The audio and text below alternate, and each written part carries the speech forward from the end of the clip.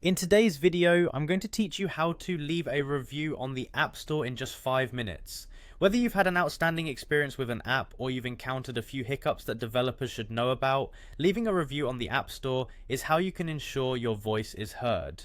Plus, it's a great way to support your favorite apps and help other potential users make informed decisions. So let's dive into the steps. First things first, you'll want to open the App Store on your device.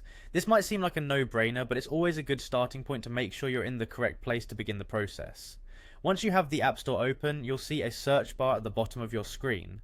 This is your go-to tool for locating the app you want to review. Simply tap on this bar and start typing the name of the app.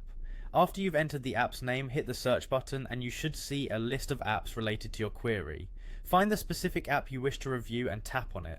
This will open the app's page where you can find more detailed information about the app, such as its features, update notes, and more. It's a good place to refresh your memory about the app if needed.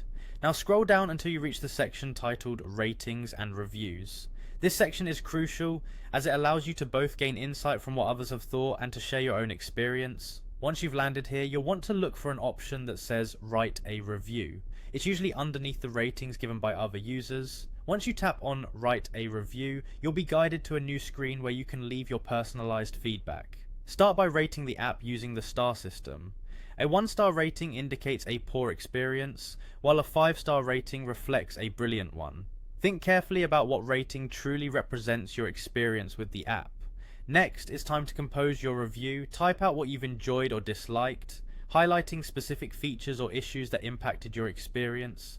Be honest and clear, as this feedback is not only valuable to other users but to the app's developers too.